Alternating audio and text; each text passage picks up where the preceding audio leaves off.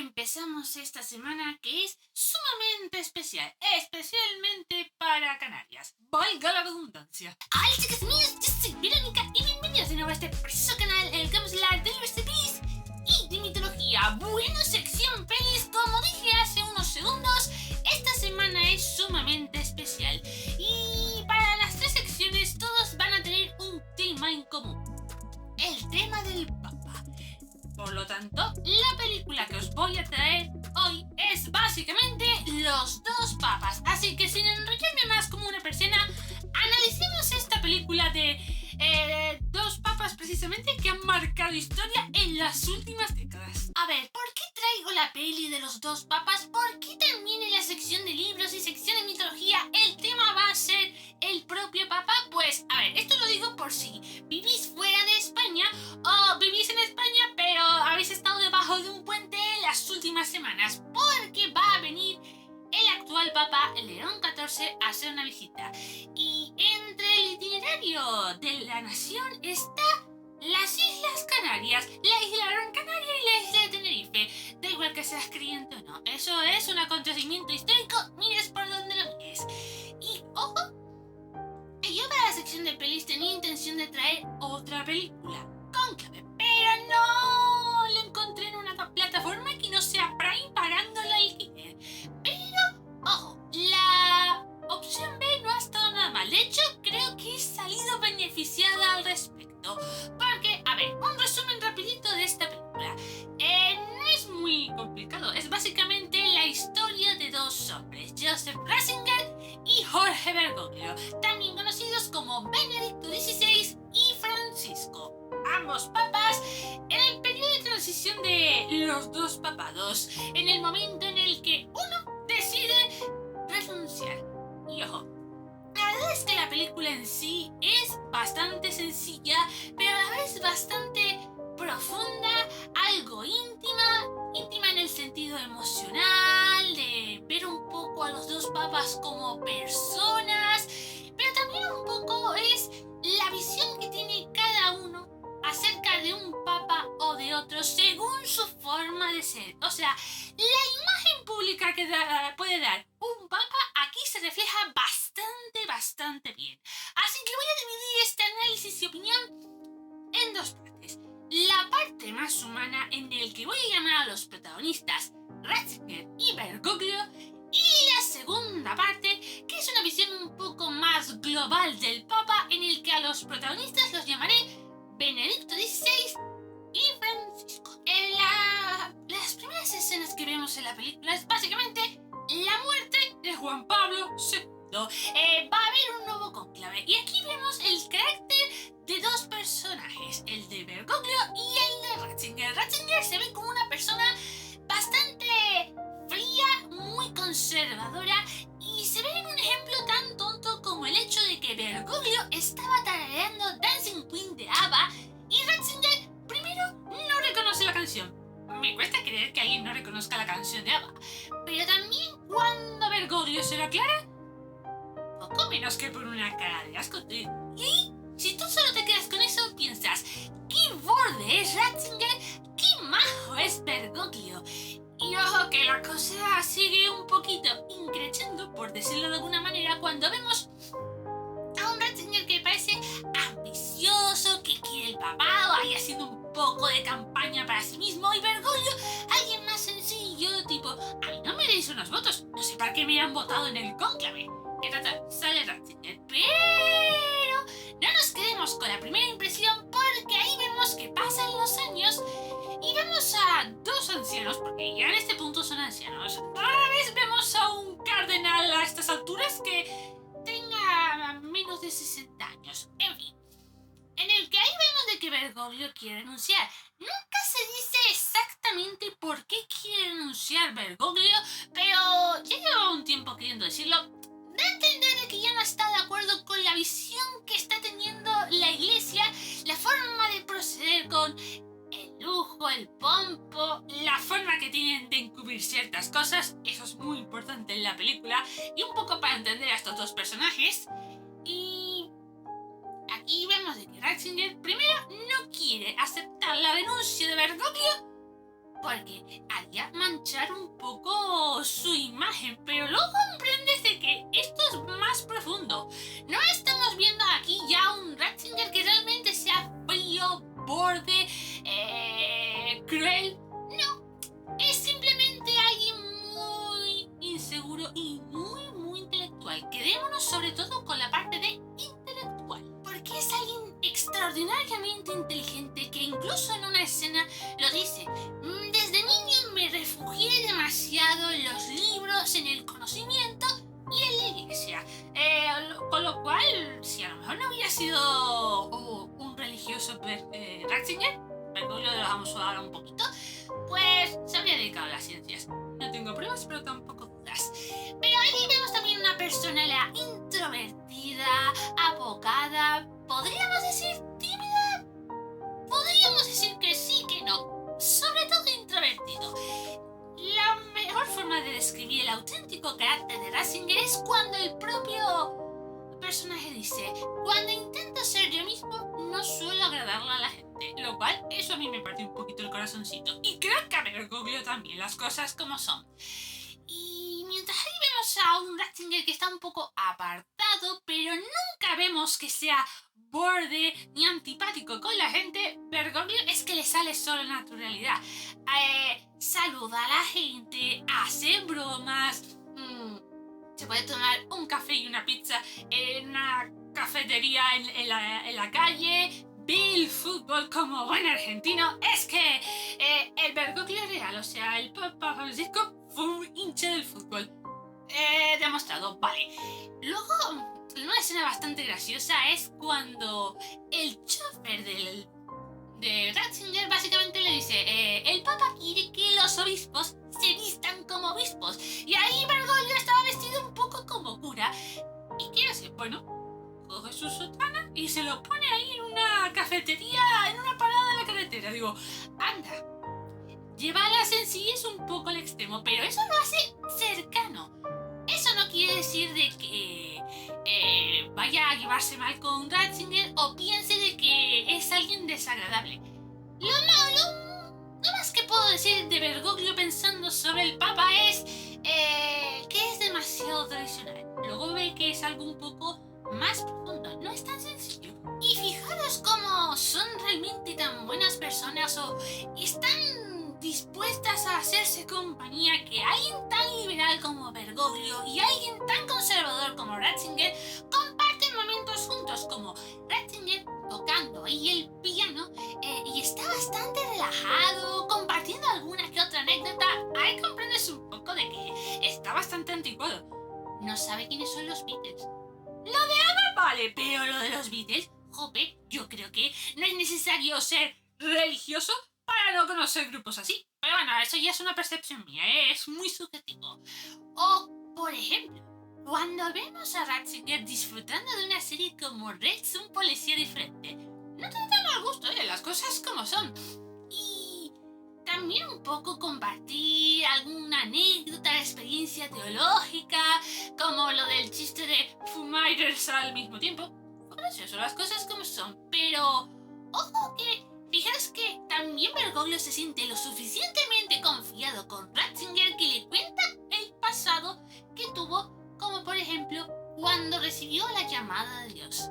Ahí medio me sorprendió, luego lo investigué y era verdad de que llegó a tener novia. Bergoglio llegó a tener novia, llegó a prometerse, tuvo un trabajo hasta que un día decidió entrar en la iglesia a confesarse y al parecer fue el único que se confesó ese día en esa iglesia. Hombre, puntería, las cosas como son.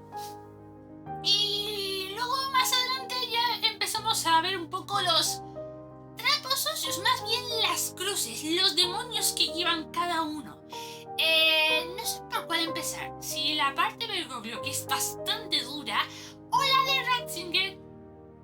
Bergoglio, porque la de Ratzinger le puedo enlazar un poco con la segunda parte, con la visión del Papa. Porque ahí tenemos de que Bergoglio fue una pieza clave, o por lo menos vivió de forma bastante dura la dictadura militar que sufrió Argentina en los años años 70. Lo primero que pensé fue, ¿hay algún país en este planeta que no tenga en su historia alguna dictadura? Si conocéis alguna, caja de los comentarios, pero a mí me da que no.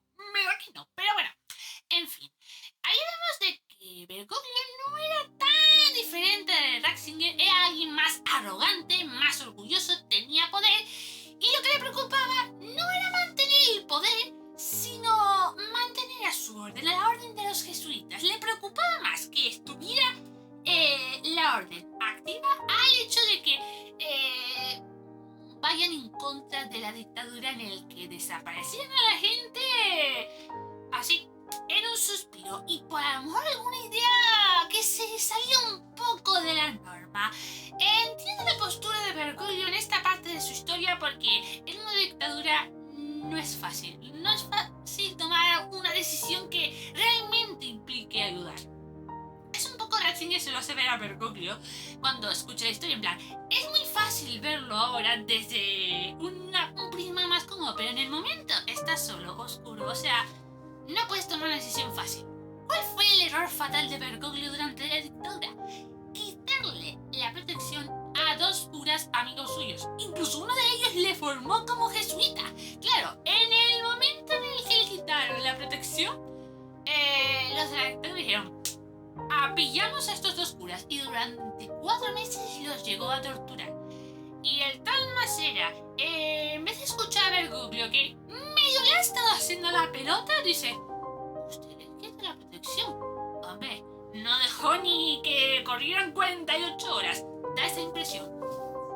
Y claro, por culpa de un error que parece tonto desde este punto de vista, pero luego te das cuenta de que es algo muy profundo, vemos de que Bergoglio nunca va a dejar de sentirse culpable por ello. Hasta el punto de que cambió de, bueno, soy un jesuita, yo creo que tengo la razón, a ser lo más humilde posible. Este acontecimiento es lo que hizo que Bergoglio fuera alguien humilde, que escuchara, que se mantuviera cercano a la gente, lo que no pudieron hacer sus amigos jesuitas, era Yalix y Giorgio, creo que se llamaban. Vale, lo cual hace que comprendas de que incluso los más abiertos de mente y de corazón pueden llegar a tener sus propios demonios. ¿Cuáles son los demonios de Ratzinger? Aparte de ser un introvertido, que él mismo lo dice, pues ahora vamos a empezar a enlazarlo con la segunda parte. Porque resulta de que Ratzinger llegó a saber de un cardenal que desde los años 50 hasta el siglo XXI estuvo implicado en los temas de menores y los curas. ¿Sí? No el hecho de que los encubriera, sino que intentaba de forma discreta, y eso sí lo llegué a investigar, destapar la corrupción y el tema de los menores. No lo digo exactamente porque estamos en YouTube y me puedo arriesgar a que me corten este video. Ahora sí que sí. Pasamos de llevar a los protas, Ratzinger y Bergoglio, a Benedicto XVI y Francisco, que, ojo, he de decir de que ambos fueron marcados por un papa que ahora mismo, visto desde 2026, era más un relaciones públicas que un auténtico defensor de la iglesia. Me voy a explicar mejor antes de que saquéis las guadañas. Porque tanto Benedicto XVI como Francisco llegaron a estar marcados por la figura de Juan Pablo II, alguien que ha sido uno de los más aclamados y queridos en la historia moderna, alguien que llegó a viajar de forma unas cuantas buenas veces. De hecho, dejadme ver un momento, porque para la sección de mitología tengo el dato aquí en cuestión. Dejadme que lo vea un momentito. Llegó el Juan Pablo II a visitar 129 países, o sea, papa viajero, se ha ganado el nombre. Pero claro, tanto tiempo viajando dejó los temas internos de la iglesia un poco a su suerte, lo cual dejó a Benedicto XVI con un problema bastante gordo de corruptela, de el trato a los menores e incluso de temas de de mafias, porque yo siempre había escuchado de que el Vaticano tenía ahí cuentas con la mafia. La de la mafia no se insinúa, pero lo del banco y los menores sí, se ve en la película. Ahí vemos de que la gente lo tacha de nazi, de frío, de que no va a tratar a los pobres. Benedicto XVI simplemente, siendo alguien introvertido, intentó hacer lo que pudo, pero no lo logró.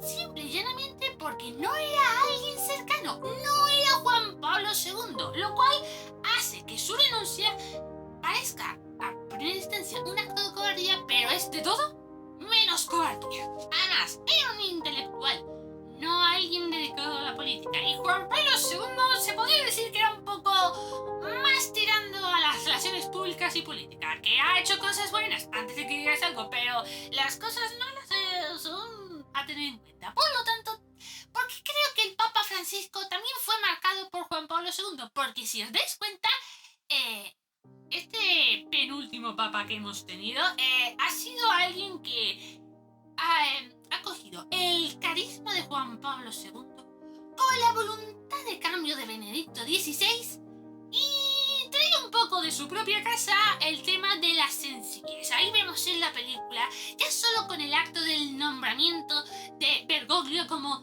el Papa Francisco I, escoge un nombre que no suele ser utilizado entre todos los papas.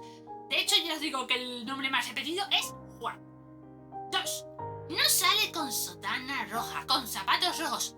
Una sotana blanca, sencillita, una cruz sencillita que siempre ha tenido consigo. Y cuando sale a presentarse como el Papa Francisco, le dedica una oración a Benedicto XVI, alguien sencillo, lo cual la gente lo agradece, pero al contrario que por ejemplo Juan Pablo II, aquí el Papa Francisco sí ha demostrado ser alguien cercano al pueblo. Ahí vemos imágenes en las que vemos al Papa Francisco tratando el tema de la inmigración. Se resalta bastante la peli de los dos papas, el tema de los inmigrantes, las pateras, ahí vemos las imágenes del mar, son pateras. Y claro, esto me recuerda de que el Papa Francisco tenía intención de venir a Canarias para ver el tema de la inmigración, que aquí la cosa está bastante peliaguda. Lo que pasa es que el pobre falleció, pero León XIV coge el testigo, lo cual ya habla de forma un poco más positiva, las cosas como son. En cualquier caso, aquí la película nos muestra un poco cómo la visión de la gente puede afectar bastante a el ánimo y el carácter de una persona, que necesitas bastante voluntad para poder aguantar ser un papa, y que no olvidemos de que estos dos papas fueron personas con emociones, sentimientos, una idea que puede surgir, puede no surgir, pero en cualquier caso os recomiendo ver los dos papas, ya seas creyente o no seas creyente, porque humaniza bastante a dos figuras relevantes de la Iglesia Católica y nos recuerda un poco de que las apariencias pueden engañar. Y eso es todo lo que puedo decir acerca de la película de los dos papas. Fijaros si me ha gustado lo suficiente que he logrado que aquí en mi casa lo vean con todo. Así que lo he visto mínimo 2 veces. Es que ahí donde lo ves tiene una lectura muy interesante. La peli Cónclave, bueno, lo veré más adelante, pero ya os digo desde ya de que sí va a estar en la sección de libros. Pero en fin, sin más dilación, vámonos a ir despidiéndonos. En la cajita de descripción vais a encontrar todas mis redes sociales para que me podáis ir siguiendo. Suscribiros, darle a like, campanita, compartir. Hay que ser generosos en esta vida y comentar. Comentad si habéis visto los dos papas o qué película queréis relacionado con el papado que es interesante de ver. No tiene necesariamente que ser ultra mega místico. De hecho, esta peli quita bastante el tema misticismo. Es algo un poco más humano, más profundo, más íntimo en el plano emocional, pero no en el plano religioso. Y eso que salen dos religiosos muy importantes. Así que, bueno, eso es todo. Así que